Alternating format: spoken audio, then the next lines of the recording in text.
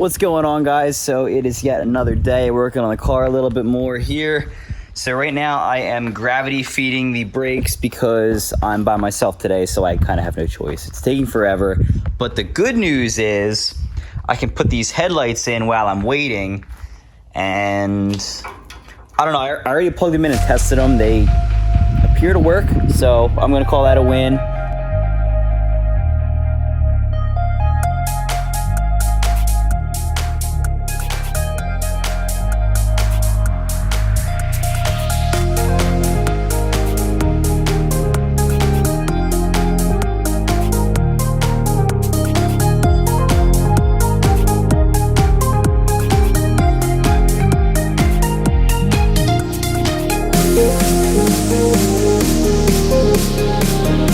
Just so it makes it a little bit easier to troubleshoot these issues going forward, I'm gonna start putting the car back together here and get rid of the seat.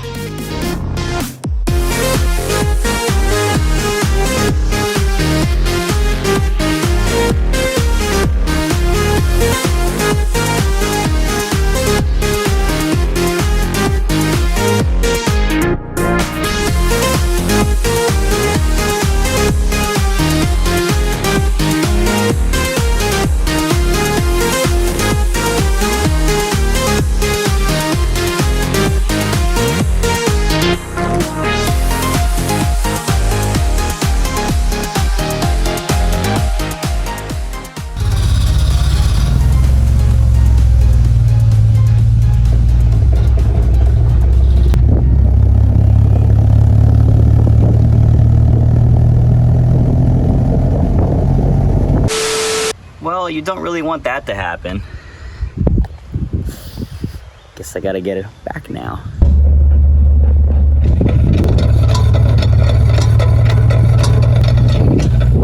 This is not something I recommend.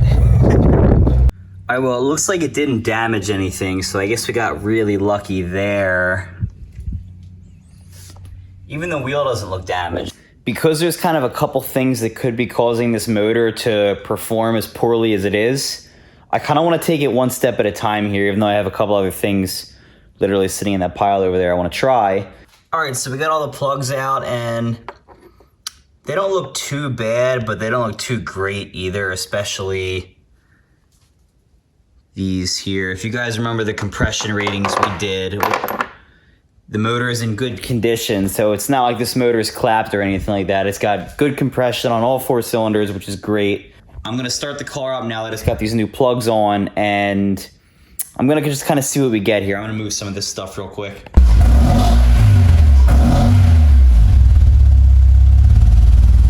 So it doesn't really seem to be running a whole lot better, and it's kind of hard to tell from the video, but it's not responsive the way it should be. So I forget if I fully mentioned this before or not, but this car used to be like a fully built up, like show car kind of thing, like lowered, turbo, blah, blah, blah. So they basically shaved a lot of holes under here. So if you guys have S2000s and you're watching this, you could probably like look at your engine bay and be like, oh, he's missing that, whatever it is. All right, so real quick, if you have an S2000 and you're considering putting a JDM engine in your car, maybe yours blew up, or maybe like mine, you just purchased it without an engine, just a quick heads up for you. One of the changes you're gonna have to make is the VTEC solenoid here. This is the American one. It has that pressure sensor on it, and that's what that extra wire was. If you look at the Japanese solenoid, there is no pressure sensor. There's just a delete bolt there, and honestly I don't really you maybe can add the sensor. Guys, I'm honestly not sure. This is my first time doing this, so I wanted to just do the OEM sensor, and you know, it has like 46,000 miles on it, so whatever, maybe a new replacement wouldn't be the worst thing in the world anyway. It's a 20-year-old engine, so let's start it up, let it idle a little bit, and just see what we get, I guess. So I think what finally did the trick was closing off some of these vacuum lines a little bit better, and I installed the secondary air pump bypass, and now the computer is running the way it's supposed to. I think the car seems to be finally idling, finally. All right, so we got our new issue here with that flashing check engine light. So There's a chance that if I pull the codes again, that's all we're gonna find. But let's be sure, because I don't want to leave it running too long like this. I don't know what I'm gonna find.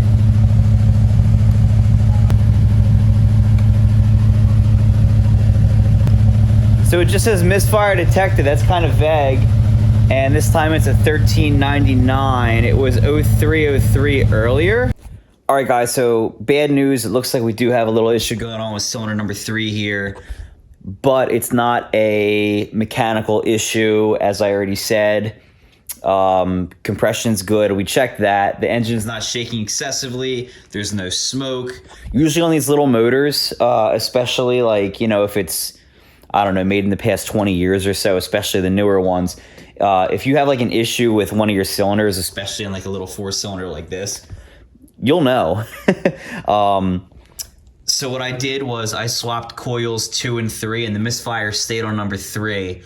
I know these coils are working because I even pulled it out and I put this extra spark plug on it, and I noticed it was firing. So I know the coils are good, but I noticed that if I unplug injector number 3, there is no change whatsoever. It's got this lopsided idle to it, and I'm pretty sure I need to replace the fuel injectors. It's honestly not surprising. This car has been sitting for years.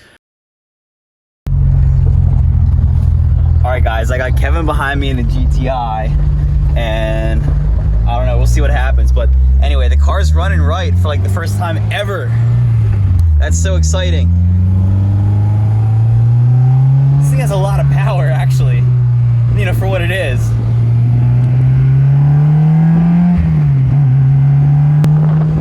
What an awesome car. All right, I'm gonna put this away. Not bad, right? Yeah, you got the carbon out of number 3. Did you see it, was it like a black cloud or something? Oh, yeah, you blew the freaking coal out of that, bud. It needed it. Who knows how long this has been sitting for.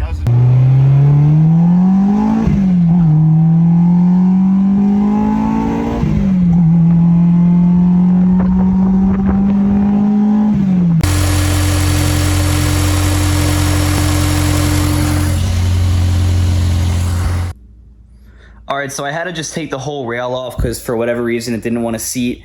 And honestly, I'm glad I did. I didn't get any video of me cleaning this, but here's a picture I'll show you, and it's absolutely disgusting. They all look just like that. Really needed to be cleaned. So now it's gonna be better than it was before.